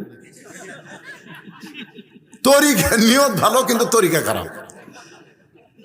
আজকে আমরা সকলেই চাই আল্লাহর কোরআনের মাদ্রাসা চালু থাক, জোরে কোন কথা ঠিক কিনা? কিন্তু প্রাইমারির জন্য সরকার হাজার হাজার টাকা, কোটি টাকা বাজেট করে, আর এই মাদ্রাসার জন্য সরকারের ব্যাংকে 1 টাকাও নেই। অথচ এই সরকারের নেতারা যখন মরবি কোরআন খতম কে দিবি রে? আপনারা কোন প্রাইমারি ছাত্র যাবি না মাদ্রাসা যাবি? যে প্রাইমারির জন্য কোটি কোটি টাকা খরচ করছে সেই প্রাইমারির 1 টাকা ডাকবে না, প্রাইমারি সারও করুক ডাকবে না। ওই নেতার বেটা এসে মাদ্রাসার বারান্দাত বলবি হুজুর, কি সুর! আমরা কিন্তু মাঝে মধ্যে হুজুর শুনি, সেই সুর রে। হুজুর আমার আব্বা মরে গেছে হুজুর, আপনার গ্রুপকে পাঠান হুজুর, আপনার গ্রুপ। আমার বাবার জন্য এক খতম কোরআন পড়ে বাবাকে একটু জান্নাতে থুই আসুক হুজুর। তখন মাদ্রাসা এই যে 30 পারা কোরআন 30 পারা করে লিখছে, 30 জন বলতেছে 1 পারা করে পড়বো। আর 30 জন তো বুঝতেছেন মাদ্রাসার খাওয়া তো খালি ডাল ঘাটি আর পাতলা পাতলা খাওয়া। নিয়ত করছে আজকে হবি ভাই, খুশি হয়ে খালি ধিং ধিং করে লাফায়। আবার মাদ্রাসার ছাত্র বাদেও তো যাই তো খালি টিং টিং করে লাফায়। এখন ওরা যে 30 জন গেছে যে কোরআন শরীফ লিয়া ঢুকতেছে আর পড়তেছে, আলিফ লাম মিম এরকম পড়তেছে, জালিকাল কিতাবুল লা রাইবা হুদাল লিল মুত্তাকিন, খালি ঢুকতেছে আর পড়তেছে। একটা করে শব্দ পড়তেছে আর ওর আমলনামাত 10টা করে নেকি লিখতেছে। তাহলে যখন পড়া শেষ হলো তখন কি নেকি লেখা আছে না বন্ধ আছে? আপনার কি বলেন, পড়া শেষ নেকি লেখা কি হচ্ছে না বন্ধ হয়ে গেছে? নেকি লেখা বন্ধ হয়ে গেছে। তখন হুজুরটা বলতেছে 1 খতম আছে, জি হুজুর। তখন হুজুর বলতেছে আল্লাহ, আল্লাহ নেতা মরে গেছে, আল্লাহ মাসুম বাচ্চারা সে 1 খতম কোরআন পড়লো, আল্লাহ এর যা সব হয় নেতা দিয়ে দাও আল্লাহ। তখন ফেরেশতাকে আল্লাহ এরা পড়তে পড়তে আর কি নেকি লেখা শেষ। এখন তো হুজুর আবার চালান দিবার চাই, একই নাকি কয়বার? আল্লাহ কাছে জীবনেও পাবি না, কারণ কোরআন যে পড়বি সে সব পাবি। কারো জন্য কোরআনের সব চালান দেওয়ার নিয়ম ইসলামে নেই। আপনারা কি মনে করতেছে সব চালান দেওয়ার নিয়ম আছে? আজকে এই কথাটা আমরা নেতা করে বুঝার পারিনি, যার কারণে তাদের সন্তান কোরআনের মাদ্রাসায় পড়ে না, প্রাইমারি কেজি কিন্ডারগার্টেনে পড়ে। জোরে করেন কথা, ঠিক কিনা? আর এই জন্য ওই স্কুলগুলো সরকার চালায়, আর এই মাদ্রাসায় পড়ে গরিবের সন্তানেরা। নাম দেয় বিজ্ঞাপনে, তাও নেতারা ঘৃণা করে আসে না। হুজুরা মনে করছিল নেতার নাম দিলে নেতা হয়তো এসে কিছু দিবি। আর মাদ্রাসাতে এমপি কয় 4 টন টিয়ার দিলাম, চামচা কয় হুজুর দোয়া করেন। অত সোজা লয়, 4 টন দিলে তাও দোয়া করবেন না। আরে দিল তো পাশি না, পানলে তো আগে তাই তারপরে দোয়া। এরকম বহু দিয়ে গেছে, আজও পর্যন্ত পাওয়া যায়নি। এই মাদ্রাসাগুলো চলতেছে আপনাদের মতন আবুল হাসানের মতন নিয়ত ভালো, যাদের টাকা পয়সা মাদ্রাসার জন্য খরচ করা হলো, সে আবুল হাসানের সঙ্গে আবুল হাসানকে বাহনুল পাগল নিয়ে যাবে এমন একটা জগতে, যে জগতে গেলে আল্লাহ রাসূল পাওয়া যাবে। আমি সেই জগতে আপনাদের নিয়ে যাব, যে জগতে যাওয়ার সময় বিশ্বাস করতে হবে 1,00,000 টাকার বিনিময়ে বেহেশতের টিকিট বিক্রি হয়। হয়তো বলবেন হুজুর টাকা দিয়ে কোনোদিন বেহেশতের টিকিট কি পাওয়া যায়? আল্লাহ কোরআনে বলেন ওয়ামা তুনফিকু মিন শাইইন ফি সাবিলিল্লাহি ওয়াফা ইলাইকুম ওয়া আনতুম লা তুজলামুন। রে বান্দা বান্দিরা শোনো, আমি নবী, আমার নবীর মাদ্রাসায় কোরআনের জায়গায় তোমরা যদি 10টা টাকা দাও, তোমরা মনে করো না আমি আল্লাহ নিয়ে তোমার জুলুম করলাম। তুমি 10 দিবা 1 হাতে, আমার কুদরতে হাত দিয়ে তোমাকে 100 ফেরত দেওয়া হবে। ফাতেমা এসে কান্দার বলে স্বামী গো, ও গো স্বামী, হাসান হুসাইন না খেয়ে কানতে কানতে ঘুমায় গেছে। ঘুম থেকে চেতন পায়ে বলবে খাবার দাও মা, খাবার দাও। আমি ফাতেমা কোথায় খাবার পাবো? আমি জানি আপনার কাছেও তো কোনো টাকা পয়সা নাই। আলী বলছে যে ফাতেমা তাহলে কি করা যায়? ফাতেমা এবার ওন্নাটা বের করে বলে স্বামী, এই ওন্নাটা বিক্রি করে যে টাকা হবে, এই টাকা দিয়ে হাসান হোসেনের জন্য খাবার নিয়ে আসেন। হযরত আলী ফাতেমার ওন্নাটা পকেটের মধ্যে নিয়ে বাজারের মধ্যে ঘুরতেছে, ওন্না বিক্রি করার টাকা দিয়ে খাবার কিনবে, কিন্তু ওন্না বের করার সাহস পাচ্ছে না। কারণ বের করলে যদি কেউ জিজ্ঞাসা করে আলী ভাই ওন্নাটা কার, যদি বলে আমার বউ ফাতেমার, তাহলে জনগণ বলবে বইয়ের জিনিস যে বেচা খায় সেই স্বামী দুর্বল। আলী কি করবে? বের করবারও পারে না। এমন সময় খরিদ্দার বলতেছে আলী রে, আমার মনে হয় আপনি কিছু বিক্রি করবেন। গেল পকেটে আছে ওন্না, আর খরিদ্দার বলতেছে কিছু বিক্রি করবেন। আলী পকেট থেকে ওন্নাটা বের করে যখন দিবার চায়, তাকায় দেখে খরিদ্দার ব্যাগ মেলে আছে, কিন্তু ওন্নার দিকে তাকায় না। যেই ব্যাগটায় ব্যাগের মধ্যে ওন্না ফেলে দিল, এবার খরিদ্দার ব্যাগের মাথা ধরে আলীর হাতে 6টা দিরহাম দিয়ে বলল আলী ভাই ওন্নার দাম 6 দিরহাম দিলাম। হযরত আলী 6টা দিরহাম নিয়ে খাবার দোকানে গিয়ে বলতেছে দোকানদার, এই 6 দিরহামের যে খাবার হবে তাড়াতাড়ি খাবার টোপলা বেঁধে দাও। দোকানদার 6টা দিরহামের টোপলা বেঁধে যখন আলীর হাতে দিবার চায়, আলী যখন নিবে এমন সময় ফকির এসে বলতেছে আলী আজকে 2 দিন হলে কোনো কিছু খাওয়া যায় নাই, আলী যদি পারো আল্লাহর রাস্তায় আমাকে কিছু দান করো। হয়তো চিন্তায় পড়ে গেল আমার হাসান হোসেনের জন্য 6 দেড়হামের খাবার টোপলা হয়েছে, এখান থেকে কি দান করব? আমি বলবো বাবা ফকির তুমি মাফ করো। এই বাবা ফকির মাফ করার কথা যখনই বলতে যাবে এমন সময় আল্লাহ বলতেছেন আম্মা সাইলা ফালা তানহার, আলী রে সায়েলকারীকে খারি খারি ফিরাস না। আলী মনে মনে চিন্তা করে 1টা টাকা ফকিরকে দিব আর 5টা দেড়হামের খাবার নেব। এই মনেকে ফকিরকে যখন 1টা দেড়হাম দিবার চাই এমন সময় আল্লাহ বলে আলী ওমা তুনফিকু মিন শাইইন ফি সাবিলিল্লাহি ওয়াফা ইলাইকুম, আলী তুমি 1টা দেড়হাম দিলে আমি আল্লাহ তোমাকে 10 দেড়হাম দেব, 2টা দাও তোমাকে 20টা দিব, 6টা দাও আমি আল্লাহ তোমাকে সঙ্গে সঙ্গে 60 দেড়হাম ফিরাইয়া দিব। হযরত আলী আল্লাহর কোরআনকে বিশ্বাস করে ফকিরকে 6টা দেড়হাম দিল। ফকির হাসতে হাসতে যখন চলে যায় দোকানদার বলতেছে আলী ভাই খাবার টোপলার খবর কি? বলে 1 টোপলা দিয়ে আমার চলবে না, আমি 2 বস্তা খাবার নিব। দোকানদারকে 2 বস্তা প্যাকেট করার কথা বলে হযরত আলী বাজারের মধ্যে ঘুরতেছে, মনটা বড় খারাপ, তবে বিশ্বাস আল্লাহ দিবার চাইছে আল্লাহ দিবে। এমন সময় একজন উটওয়ালা বলতেছে আলী রে মনটা খারাপ করে কেন ঘুরতেছো, উটটাকে কিনবা নাকি? আলী বলতেছে 1টা টাকাও পকেটে নাই, তোমার উটটাকে আপনি নিব। উটওয়ালা বলতেছে আলী ভাই 100 দেড়হামে উটটা কিনো, বাকি বিক্রি করে তুমি আমার টাকা দিও। হযরত আলী 100 দেড়হাম বাকি উটটা কিনে উটের বাজারে যেই মাত্র গেছে একজন খরিদ্দার সালাম দে বলে আলী রে আনা মাদিনাতুল ইলমি ওয়ালি বাবুহা, রাসূল বলেছেন আপনি হলেন জ্ঞানের মাস্টার, উট বিক্রি করতেছেন কেন? আলী বলতেছে ভাই কত দাম দিবা? খরিদ্দার বলতেছে দরদাম করেন না, 160 দেড়হাম দিয়ে দিলাম। 160 দেড়হাম বিক্রি করে উটওয়ালাকে 100 দেড়হাম বাকি শোধ করেছে আর 60টা দেড়হাম দোকানে গিয়ে 2 বস্তা খাবার কান্দে করে হযরত আলী যখন ফাতেমার দরজায়, ফাতেমার দরজা বন্ধ করে দিছে। আলী বলতেছে ফাতেমা দরজা খোলো। ফাতেমা বলতেছে অন্য বিক্রি করার টাকা দিয়ে 1 টোপলা খাবার হবে, 2 বস্তা কোথায় পাইলেন? আলী বলতেছে দরজা খোলো। ফাতেমা বলতেছে অন্য বিক্রি করার টাকা দিয়ে 1 টোপলা খাবার হবে, 2 বস্তা কোথায় পাবেন? আমি দরজা খুলবো না, না খাইয়া মরবো, কিন্তু কেমনে 2 বস্তা পালেন না বলা পর্যন্ত খুলবো না। আলী ফাতেমার উপর রাগ করে 2 বস্তা কান্দে করে নবীর দরবারে, নবী মুস্কি মুস্কি হাসতেছে। আলী বলতেছে ইয়া রাসূলুল্লাহ হাসেন কেন? নবী দৌড়ে এসে কাঁধ থেকে আলীর বস্তা নামায় বলে আলী রে মনটা ভার করেছো? বলে আপনার মেয়ে বড় খারাপ, আমার জন্য দরজা খুললো না, কষ্ট করে 2 বস্তা নিয়ে আপনার কাছে আসলাম। রাসূল বলে আলী ফাতেমা যদি দরজা খুলতো তাহলে কি তুমি বলতে পারবা কোন খরিদ্দার তোমার কাছ থেকে অন্যায় কিনেছে? আলী সোন করে বলে জানি না। রাসূল বলে আলী কোন ফকির তোমার কাছ থেকে ভিক্ষা নিয়েছে? আলী তুমি কি বলতে পারো কে তোমার কাছে উট বিক্রি করলো, আবার কোন খরিদ্দার কিনলো?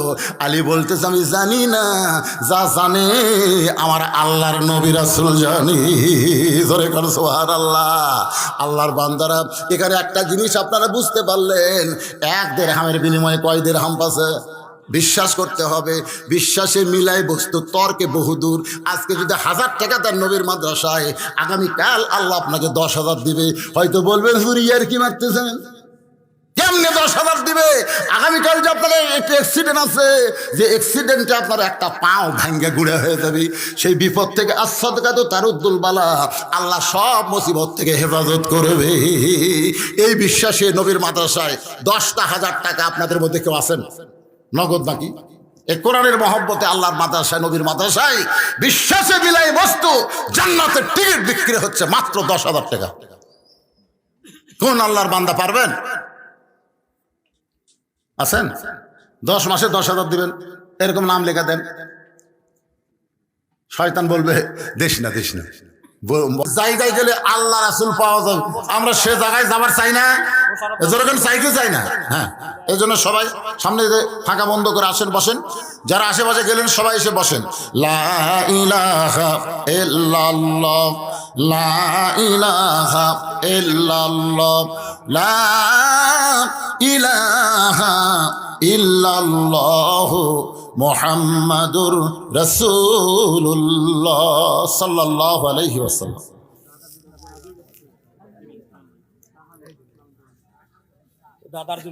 দাদার জন্য দোয়া চাই। এতক্ষণ ধরে রাতে বসে থাকলো, হঠাৎ দাদার কথা মনে হয়ে গেল। দাদার রুহের মাগফিরাতে 500 টাকা দান করে দোয়া চাই। আমরা দোয়া করি আল্লাহ দাদার কবরটাকে জান্নাতের টুকরা বানায় দেখ। জোরে কোন আমিন। কে দিল 500? কে দিল? হোসেনপুরের আল্লাহ একজন বান্দা 500 টাকা দান করেছে। আল্লাহ দান। এই গামছা ভালো করে ধরে রে বাবা, রে গামছা ধরে পারে না, এই ঘুমোর থেকে তুলে পেটে দিচ্ছে, এটা কোন দিক ধরছিস? একজন গামছাটা ধরে দেখে দেন না কেন ভাই? আপনারা বড় মানুষ বোঝেন না কিভাবে ধরা লাগে? এখন বোধ 1 টাকাও পড়েনি ওর গামছা।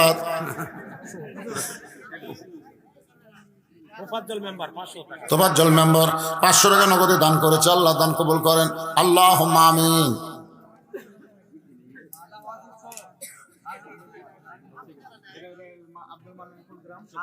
এই দেন তো দেন, গামছার মধ্যে সবাই দেন, 10, 20, 50, 100 যে যা পারেন আল্লাহর রাস্তে দান করেন, সবাই দান করেন বাবা। মনে করবেন এটা জীবনের শেষ দান, আগামীতে দান করার হয়তো হায়াতি নাই। আমরা অনেক সময় মনে করি বহুদিন বাঁচবো, আল্লাহ খায়ের বাঁচবি না। যে কোনো সময় আমাদের মৃত্যু হবে, যেটাই আমল করবেন নেক আমল মনে এটাই শেষ। দেলোয়ার হোসেন কিপুর বাজিতপুরের দেলোয়ার 1000 টাকা দান করেছে নবীর মাদ্রাসায়। আল্লাহ দেলোয়ারের দানকে আল্লাহ আপনি কবুল কর, আল্লাহুম্মা আমিন। মাদ্রাসার সেক্রেটারি নাই, মাদ্রাসার সেক্রেটারি নাই, কে দিছে? আগে সব আদায় করছেন, আগে হয়েছে। মাদ্রাসার সেক্রেটারি মাহবুল আলম মঞ্জু সাহেব, উনি 5000 টাকা দান করেছে। আল্লাহ ওনার দানকে কবুল করেন। এ টাকা পয়সা তাকে হিসাব দিচ্ছে কেশিয়ার, সেটা নেই আছে? কেশিয়ার আছে? কেশিয়ার 1000 টাকা, মানে আগে হুজুরের কাছে বলে দিচ্ছে। সেটা আমার কম, কারণ মাদ্রাসার কার্যকরী কমিটির মধ্যে যারা থাকে তারা যদি দান না করে তো মাদ্রাসার বরকত থাকে না। এই জন্যই মাদ্রাসার দাতা সদস্য হবেন, মাসে 100, বছরে 1200 টাকা দেবেন, এরকম দাতা সদস্য মাদ্রাসা আছে। মাসুদ 500 টাকা নগদে দান করেছে, আল্লাহ কবুল করেন। মাদ্রাসার সদস্য আছে ভাইজান, মাদ্রাসার দাতার সদস্য আছে, দাতা সেটা কি কিভাবে নিয়ম কি? কত বছরে কত? 500 অথবা 1000 অথবা 1 মণ ধান, আপনি যেটা পারেন। এই মাদ্রাসার সদস্য হবেন, বদরের সদস্যর সব পাবেন, দাতা জান্নাতের সদস্য আল্লাহ কবুল করুক, জোরে করে আমিন। যদি কেউ এরকম নতুন হতে চান তো নাম লেখাই দেবেন, হুজুর প্রত্যেক বছর আমি মাদ্রাসার জন্য 1000 টাকা করে দিব। এটাই থাকবে, এটাই জান্নাতের ব্যাংকে আল্লাহ অ্যাকাউন্ট করে দিবে। দুনিয়ারই সম্পদ দুনিয়াতে রবে, ফকির হয়ে মানুষ কবরেতে যাবে। বাপের জন্য দোয়া চাইয়া 500 টাকা 1 বছর সিমেন্ট করলো দান, আল্লাহ কবুল করে বাবের কবর জান্নাতের টুকরা বানায় দেন, আল্লাহুম্মা আমিন। একটু জিকির করেন, লা ইলাহা ইল্লাল্লাহ, লা ইলাহা ইল্লাল্লাহ, লা ইলাহা ইল্লাল্লাহ, লা ইলাহা ইল্লাল্লাহ, লা ইলাহা ইল্লাল্লাহ, লা ইলাহা। জোহরের ফরজ হলো কয় রাকাত? জোরে কোন কয় রাকাত? 1 রাকাতের মধ্যে আমি মনে ভুলে গেছেন, 1 রাকাতের মধ্যে আমি ছিলাম, 2 রাকাতের মধ্যে আমি ছিলাম, কিন্তু 3 রাকাতে আমার ভিতরে আমি ছিলাম না। নামাজও দাঁড়ানোর পরে আমাদের এরকম হয় না?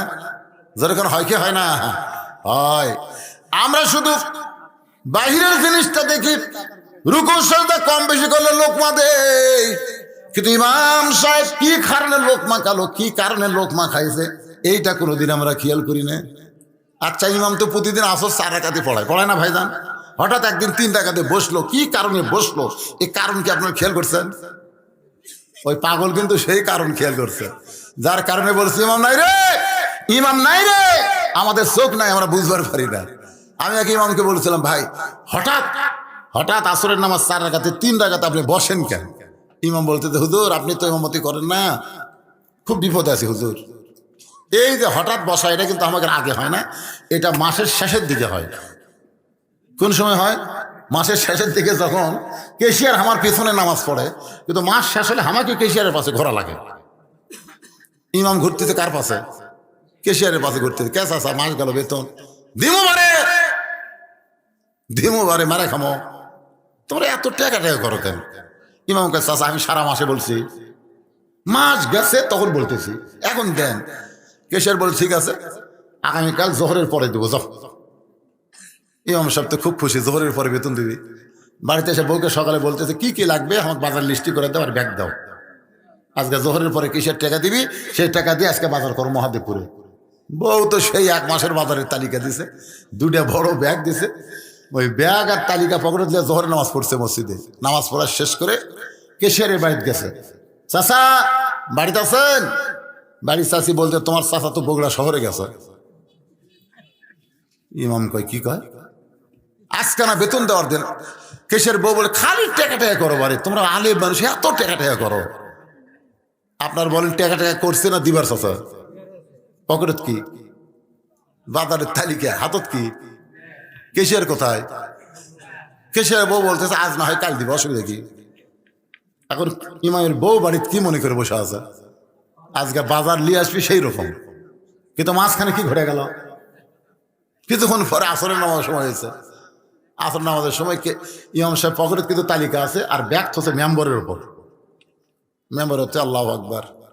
1 রাকাত 2 রাকাত নামাজ ঠিকই আছে, কিন্তু 3 রাকাত নামাজের মধ্যে যেটা আছে যখন মিন শারিল ওয়াসওয়াসিল খান্নাস, খান্নাস বলতে যে কে রে নামাজ তো ভালোই পড়াচ্ছ, পকেটে তো আছে বাজারের তালিকা, মেম্বারের উপর ব্যাগ, টাকা। বাড়ির যেতে যাস বউয়ের কাছে খালি হাতে যাবো, এটা নামাজের মধ্যে যেই খেয়াল হচ্ছে তখন ইমাম সাহেব কয় রাকাত আছে ওটার মনে নাই। মানে ওই বাজারের খেয়াল হতে কয় রাকাত আছে এটার মনে নাই। এখন কি করবি রে? 3 রাকাত না 4 রাকাত, 3 রাকাত না 4 রাকাত। মন বলতেছে বসে দেখ কি হয়, বসে দেখ 4 না 3, বসে দেখ। 3 রাকাত 4 রাকাত মনে করে 3 রাকাত যেই বসিছে ভাই, এতদিন হলে ভ্যান আলা খালি খেপে আছে লোকমা দিবি, যেরকম কি দিবি কিন্তু ভুলও হয় না, লোকমা তো হয় না। যেই বসিছে একবারে 4-5 আল্লাহু আকবার, ইমাম কাঁপতে কাঁপতে খাড়া হয়েছে। ইমাম নাই রে, ইমাম নাই। তোমরা পিছনে নামাজ পড়তেছিলা, চোখ টেরা করে ইমাম দেখছে, কিন্তু বাহলুল পাগল আল্লাহ তার এমন চোখ দিছে যে চোখ দিয়ে বাহির থেকে দেখবার পাইছে আমার দেহ আছে, কিন্তু দেহের মধ্যে মন নাই, মনটা অন্য জায়গায় ঘোরাফেরা করতেছে। ডাকদা বলে ইমাম নাই রে, ইমাম নাই। আমি আবার ফিরে এসে 3 রাকাত আর 4 রাকাত নামাজ পড়াই। সুবহানাল্লাহ বলেন। বাহলুল পাগল কানছে কয়বার, হাসছে কয়বার, আর ফজল আব্বাস কখন হাসছে কখন কানছে আপনাদের মনে আছে? আবুল হাসান এমন একটা জায়গায় তোর নিয়ে যাব যে জায়গায় গেলে তুই আল্লাহ রাসূল পাবি। আপনারা বলেন তো কোন জায়গায় গেলে আল্লাহ রাসূল পাওয়া যায়? পৃথিবীর মধ্যে সবচাইতে উত্তম জায়গার নাম কি? একজন কসে, বাদ বাকি সবাই কন কোন জায়গা? আরো জোরে, জোরসে বলুন। আজকে বিশ্বাস করার পরে আমরা ঘুমায় যাব। ঘুমানোর পর এক সময় মুয়াজ্জিন আজান দিয়ে বলবে আসসালাতু খায়রুম মিনান নাওম। ঘুম হইতে নামাজ যদি উত্তম। গত রাত্রে ব্রাজিলের খেলা হলো, খেলাটা ঠকে গেছে আলহামদুলিল্লাহ। আমি দিনে ওয়াজ করছি নন্দীগ্রাম আর রাতে ওয়াজ করছি রাজশাহী।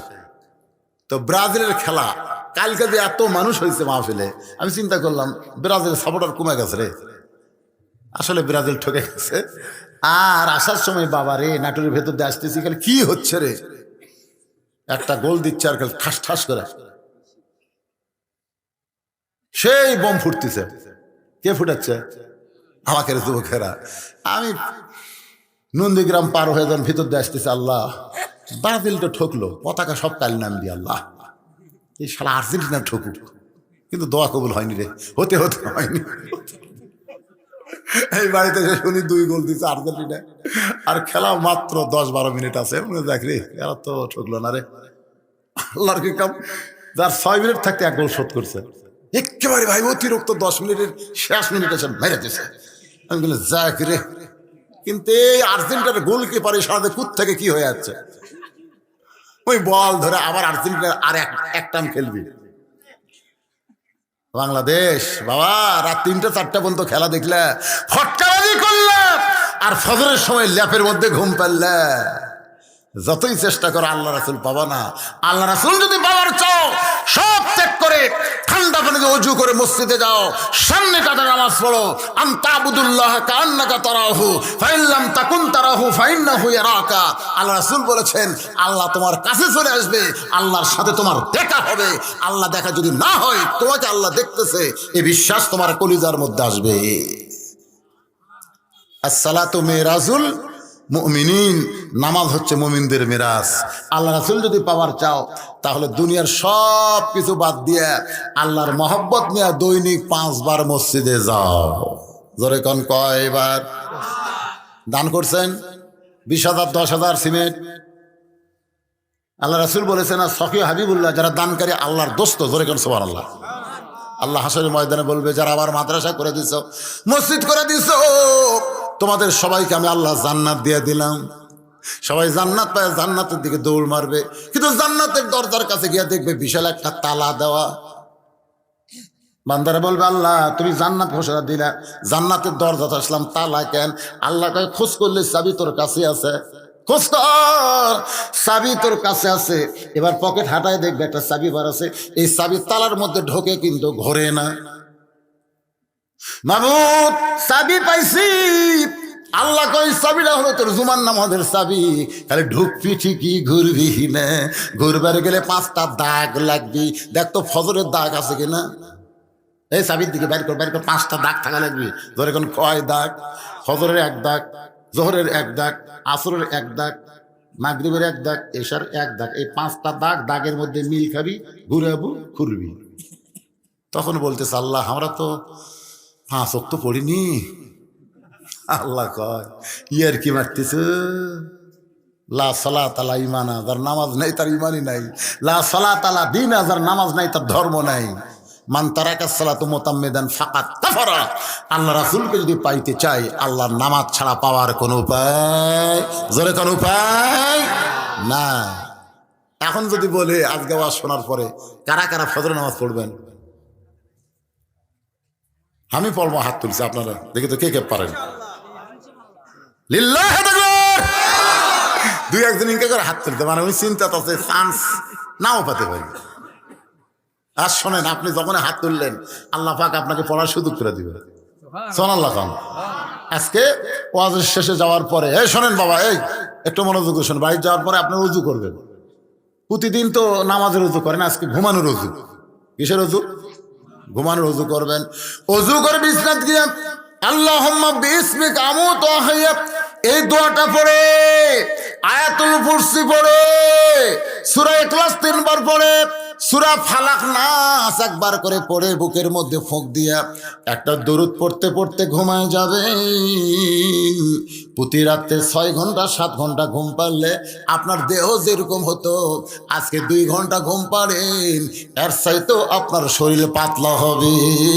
ফজরের আজান আপনার কাছে মধুর মতন লাগবে, এত মধুর লাগবে রে, যে মধুর লাগার কারণে ল্যাপতোষক আপনার ভালো লাগবে না।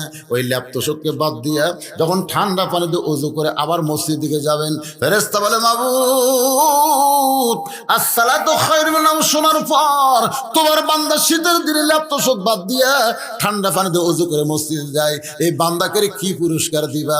আল্লাহ বলে, ফেরেশতা, বাইনাল আবদি ওয়াল কুফরি তারকুস সালাত, যারা নামাজ পড়বে তারা আমার বান্দা হবে, আর বান্দার পুরস্কার হলো ফাদখুলি ফি ইবাদি ওয়াদখুলি জান্নাতি। ও ফেরেশতা, ওরা নামাজ পড়ে আমি আল্লাহর জন্য, ইন্না সলাতি, নামাজ কার জন্য? আমি আল্লাহর জন্য নামাজ পড়ে। বাবা কষ্ট করে সন্তানের জন্য, সন্তানের জন্য বাবা কষ্ট করে, আর আমার বান্দা কষ্ট করে, আমি আল্লাহর জন্য নামাজ পড়ে। আমি আল্লাহকে যারা নামাজ দিল, বিনিময়ে আমি আল্লাহ তাদের বিনা হিসাবে জান্নাত দিয়া দিলাম। ফজরের নামাজ যারা আদায় করবে, বাকি 4 ওয়াক্ত নামাজ আদায় করা সহজ। খালি ফজরটা আপনি আদায় করেন ঠিক মতো, বাকি 4 ওয়াক্ত আল্লাহ আপনার জন্য সহজ করে দিবে। ভাই যান, যদি আল্লাহ রাসূল পাবার চাই কোনো দিকে যাওয়ার দরকার নাই, 5 ওয়াক্ত নামাজ ধরবো ভাই। রাজি আছেন সবাই? আলহামদুলিল্লাহ। একটু মনোযোগ দিয়ে কথাগুলো খেয়াল করবেন। এখন আসেন চটভট করে বলতেছি। 13 বছর 6 মাস বয়সের ছেলে নাস্তিকদের 6টা প্রশ্নের উত্তর দিয়েছে। ছেলেটার নাম হলো আবু হানিফা রহমতুল্লাহ আলাই। আসলে ওনার নাম আবু হানিফা না, ওনার নাম হলো নোমান ইবনে সাবেত। হ্যাঁ, নাস্তিকদের সামনে গিয়ে বলতেছে, ওরা তো নাস্তিকেরা বুঝেন না, গোটা বিশ্ব নিয়ে আছে। নাস্তিকের মধ্যে এখন সভাপতি হয়, সভাপতি হয় চেয়ারে বসতে হবে, মুসলমান তোরকে আল্লাহ কুটিরে আল্লাহ দেখার লাগবে, তোরকে আল্লাহ কোন দিকে হয়ে বসে থাকে, আল্লাহর ঢপ কেমন, আল্লাহর আগে কি আসছিল, তোদের নবী কোন দরজা দিয়ে আল্লাহর বাড়িতে গেল। আল্লাহ ব্যাপারে 5টা, নবী ব্যাপারে একটা প্রশ্ন করেছে। আবু হানিফা বলতেছে, রে নাস্তিকদের সভাপতি, তুমি যে 6টা প্রশ্ন করতে, তুমি কি উত্তর জানো? নাস্তিকদের যিনি সভাপতি, সভাপতি বলেন না, বলছে আমি তো প্রশ্ন জানি উত্তর জানি না। আবু হানিফা বলতে, আমি প্রশ্নও জানি উত্তর জানি। এখন বলো, এই যত মানুষ এখানে আছে সবচাইতে দামি কে? সমস্ত লোকেরা বলতেছে যে প্রশ্ন জানে উত্তর জানি, সে সবচাইতে জানি। আবু হানিফা বলতেছে, তাহলে ওই যে চেয়ারত বসে আছে ওই খালি প্রশ্ন জানে, আর আমি উত্তর জানি প্রশ্ন জানি। এখন বলো চেয়ারত বসবি কে? সমস্ত লোকেরা বলতেছে যে প্রশ্ন জানে উত্তর জানি, সেই চেয়ারত বসবে। সবাই এক বাক্যে বলতে, সবাই চেয়ার থেকে নাম, কারণ তুইও যা আমরাও তাই, তুইও প্রশ্ন জানিস আমরাও প্রশ্ন জানি, খামাখা চেয়ার গরম করিস কেন? সভাপতি যখন নেমে গেছে, এমন সময় 13 বছর 6 মাস বয়সের কিশোর ছেলে চেয়ারে বসে বলতেছে, নাস্তিকেরা তোমরা প্রশ্ন করেছিলে মুসলমানের আল্লাহ এখন কি করে। মুসলমানের আল্লাহ সভাপতিকে ঘাট থেকে নামাই দিল, আর রহমতের হাত দিয়া ছোট বাচ্চাকে চেয়ারে বসাইল। তো ইজ্জুমান তাশা পড়েন, তো ইজ্জুমান তাশা অত জিল্লুমান তাশা বিয়াদিকাল খায়র ইন্নাকা আলা কুল্লি শাইইন কাদির। এ নাস্তিকেরা তোমরা 2 নম্বর প্রশ্ন করেছো, আল্লাহ কোথায় আছে, আল্লাহ দেখার লাগবে, আয় আল্লাহ দেখায় আয়। এক নাস্তিক সাহস করে আল্লাহ দেখার জন্য আসতেছে। কি দেখার জন্য? মুসা নবী কি কইছিল, রব্বি আরিনি, আল্লাহ তোমাকে দেখবার চাই। আল্লাহ কয় লান তারা নেই, সম্ভব না। মুসা নবীর জন্য আল্লাহ দেখা সম্ভব না, আর ওই আল্লাহ দেখি আয়। যে কাছে আইছে পেট বরাবর মারছে খুশি। নাস্তিক চিল্লাকে আমার মারিস কেন? কান সারা বরাবর মারছে চর। নাস্তিক চিল্লাকে এখন মারো কেন? আবু হানিফা বলতে, মারলে কি হয়? মারলে লাগে, মারলে তোমার লাগে, তুমি বোঝো কেমনে? বলে আমি জীবিত মানুষ, আমি জীবিত মানুষ সেই জন্যই বুঝি। আবু হানিফা বলতেছে, রে নাস্তিক তুমি জীবিত মানুষ, তোমার জীবন কোথায়? তুমি কি জীবন কোনোদিন দেখছ? নাস্তিক বলতেছে, জীবন দেখা লাগে না, জীবিত মানুষ বিশ্বাস করে জীবন তার দেহের মধ্যে আছে। আবু হানিফা বলে, নাস্তিকেরা শোনো, জীবিত মানুষ যেমন বিশ্বাস করে জীবন তার দেহের মধ্যে আছে, যারা লা ইলাহা ইল্লাল্লাহ পড়েছে তারা আল্লাহ দেখে না, তারা বিশ্বাস করে আল্লাহ গোটা বিশ্ব জগৎ মিলে রয়েছে। এ নাস্তিকেরা তোমরা প্রশ্ন করেছো মুসলমানের নবী কোন দরজা দিয়ে আল্লাহর বাড়িতে গেছে, দরজা দেখবে আসো। নাস্তিকেরা বলতেছে, না বাবা, একজন কাছে দেয় পিটুন কাছে, আর হয়ে যাবো না। ছেলেটা বলতেছে, পিটুন হবে না, বলো আসো, আমি ওয়াদা দিলাম সব উত্তরে মার নাই। এবার নাস্তিকদের একজন দৌড়াইছে কোন দরজা দিয়ে নবী আল্লাহর কাছে গেছে, দরজা দেখার জন্যে। বাজান 22 দিন পরে বাচ্চা হয়, 20 দিনের মাথায় একটা ডিম মুরগির তল থেকে নিয়ে এসে এবার নাস্তিকদের কানে ধরে, দেখো তো কি হয়। বলে ডিমের মধ্যে বাচ্চা চিংসু চিংসু করতেছে। আবু হানিফা বলে বাচ্চা নাই, বলে আছে। নেই বাচ্চা, কয় আছে। কোন দিকটা বাচ্চা ঢুকলো? এই ডিমের মধ্যে বাচ্চা কোন দিকটা ঢুকলো? নাস্তিক উল্টায় পাল্টায় বলে, ডিমের তো কোনো দরজা নাই, তাহলে বাচ্চা কেমনে ঢুকলো? আবু হানিফা বলে, পাগল রে, একটা মুরগির মধ্যে ডিমের বাচ্চা ঢুকতে দরজা লাগে না। আর নবী আল্লাহর কাছে যাবে, কাফের বেঈমান দরজা খোঁজে, কিন্তু মুসলমান কোনোদিন দরজা খোঁজে না। নাস্তিক তোমরা প্রশ্ন করেছো আল্লাহ নাকি কেউ ছিল? তোমরা কি গুনবার পারো? বলে হ্যাঁ পারি। তাহলে গোনো, 1 2 3 4 5 6 হয় না, ভালো করে গোনো। 1 2 3 4 5 কয় না, ভালো করে গোনো। সমস্ত নাস্তিক চিল্লায় বলে, রে ছোট্ট ছেলে, তুমি গণনা করতে বলো, আমরা 1 থেকে গণনা শুরু করি, গণনার মধ্যে তুমি কোথায় ভুল দেখতে পাও? আবু হানিফা বলতেছে, যতবার গণনা করতে বলি 1 থেকে গণনা শুরু করো, 1-এর আগে কি আছে সেইটা কেন বলো না? সমস্ত নাস্তিক চিল্লায় বলে, 1-এর আগে কিছুই নাই, কিছুই থাকতে পারে না। তাহলে শোনো, কুল হু আল্লাহু আহাদ আল্লাহুস সামাদ লাম ইয়ালিদ ওয়া লাম ইউলাদ ওয়া লাম ইয়াকুল লাহু কুফুয়ান আহাদ। আমার আল্লাহর আগে এই পৃথিবীতে কিছুই ছিল না। সুবহানাল্লাহ, জোরে কর। তোমরা প্রশ্ন করেছো আল্লাহ কোন দিক হয়ে বসে আছে, আল্লাহ ঢপ কেমন? তিনি একটা মোমবাতি জ্বলায় বললেন, রে নাস্তিকেরা, তাকায় দেখো তো আলো কোন দিকে, আলো কোন দিকে? সমস্ত নাস্তিক বলে আলোর কোনো দিক নাই। আবু হানিফা বললেন, আল্লাহু নূরুস সামাওয়াতি ওয়াল আরদ, আল্লাহ হচ্ছে আসমান জমিনের আলো। এক আয়াত দিয়ে নাস্তিকদের 2টা প্রশ্নের উত্তর হয়ে গেল। বলে কোন সুবহানাল্লাহ। আজকের আলোচনার ভিতর দিয়ে এই ফিকহি বিষয়টা আমি আপনাদের সামনে উপস্থাপন করলাম। নিচে খেয়ার উপরে ছায়ানা, এটা যদি বেহেশতের বাগান হয় তাহলে বেহেশত খুব একটা ভালো না।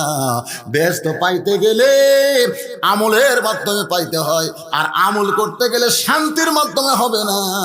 আল্লাহ বলেছেন, ওয়ালা নাবলুওয়ান্নাকুম বিশাইইন মিনাল খাউফি ওয়াল জুই ওয়া নাকসিম মিনাল আমওয়ালি ওয়াল আনফুসি ওয়াস সামারাতি ওয়া বাশশিরিস সাবিরিন। বলবেন নিচে খেয়ার উপরে ছায়া। এই জায়গায় যদি আমরা না বুঝতাম তাহলে জান্নাতের আমলের ওয়াজ শুনতে পারতাম না। আর জান্নাতের আমলের ওয়াজ শুনে আমল করার কারণে ওই বাগানের মাধ্যমে আল্লাহ আমাকে জান্নাত দিয়ে দিছে। জোরে বলেন কথা ঠিক কিনা? তাই জান আল্লাহ আমাদের সবাইকে কথা মতো যে কথাগুলো বললাম এর মধ্যে আমলযোগ্য কথাগুলো গ্রহণ করে আমল করার তৌফিক দান করুক। সকলে বলে আল্লাহুম্মা আমিন। ফজরের নামাজ আমরা জামাতের সঙ্গে আদায় করব, আল্লাহ কবুল করুক। আস্তাগফিরুল্লাহ, সকলে পড়েন আস্তাগফিরুল্লাহ রব্বি মিন কুল্লি জামবি ওয়া তুবু ইলাই লা হাওলা ওয়ালা কুওয়াতা ইল্লা বিল্লাহিল আলিয়্যিল আযীম। আল্লাহুম্মা সাল্লি আলা সাইয়্যিদিনা শাফিনা নাবিয়িনা মাওলানা মুহাম্মদ ওয়া আলা আলিহি ওয়া সাহবিহি ওয়া বারাক ওয়াসাল্লিম। আল্লাহুম্মা আমিন। আল্লাহুম্মা আনতাস সালাম ওয়া মিনকাস সালাম তাবারাকতা ইয়া যাল জালালি ওয়াল ইকরাম। আয় আল্লাহ, সেই মাগরিবের নামাজের পর থেকে এই গভীর রাত পর্যন্ত তোমার পাগল বান্দা বান্দিরা আরামের বাড়ি আরামের ঘুমকে বাদ দিয়া কোরআন হাদিসের মহব্বত কলিজার মধ্যে নিয়া এই জান্নাতের বাগানে বসে বসে কোরআন হাদিসের আলোচনা শোনার শেষে আমি গুনাহগারের সঙ্গে রহমতের দরজায় ফকির হয়ে দোকানা হাত তুলেছে। আল্লাহ মেহেরবানি করে আজকের মাহফিল আমাদের সকলের হেদায়েতের জন্যে, নাজাতের জন্যে, জান্নাতের জন্যে কবুল করো। এই মাহফিলের শুরু থেকে শেষ পর্যন্ত যত আলোচনা হয়েছে আল্লাহ, এর মধ্যে যদি ত্রুটি হয়, ভুল হয়, মাফ করে দাও। এর যা হাদিয়া মঞ্জুর করো। সোনার মদিনায় নবী পাকের রওজা মোবারকে আল্লাহ কবুল করো। মনে বড় আশা ছিল আমরা যাব মদিনায়, সালাম আমি করব গিয়া, সালাম আমরা করব গিয়া নবীজি রওজায়। মনে বড় আশা ছিল আমরা যাব মদিনায়। সবার ভাগ্যে মদিনায় যাওয়া হবে কিনা? ও মাবুদ, মদিনার সোনার মানুষটাকে একটা বারের জন্য হলো আমাদের সকলের জন্য স্বপ্নে দেখার তৌফিক দিয়ে দাও।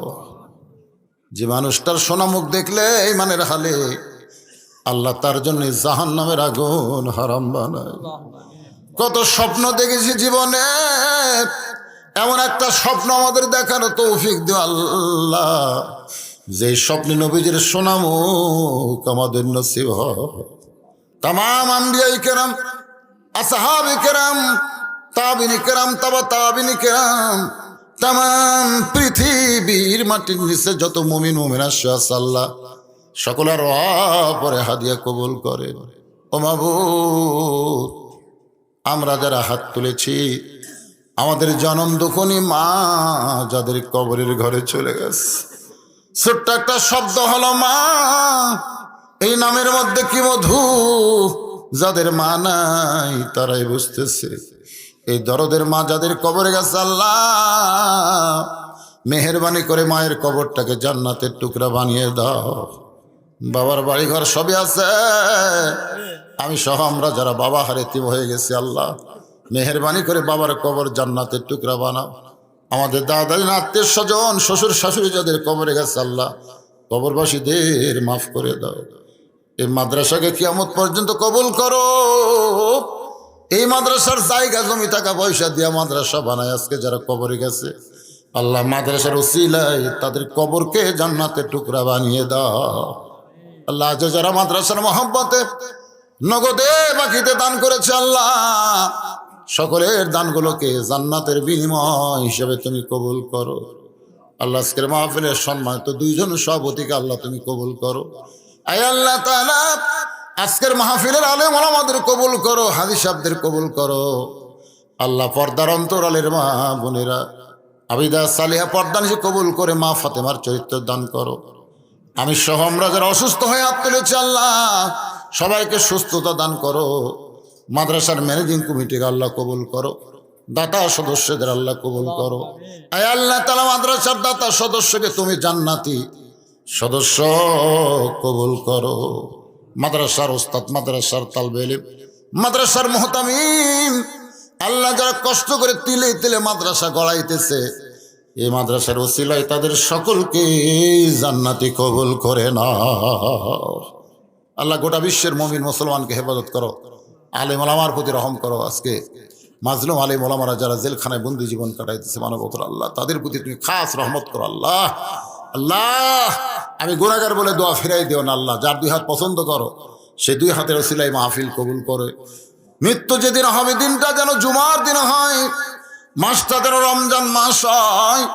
ইমানের সাথে ইজ্জতের সাথে এই দুনিয়া থেকে বিদায় নেওয়ার কালে আমাদের জবানে জারি করে দিও লা ইলাহা ইল্লাল্লাহু মুহাম্মাদুর রাসূলুল্লাহ সাল্লাল্লাহু আলাইহি ওয়াসাল্লাম। আসসালামু আলাইকুম ওয়া রাহমাতুল্লাহি ওয়া বারাকাতুহু।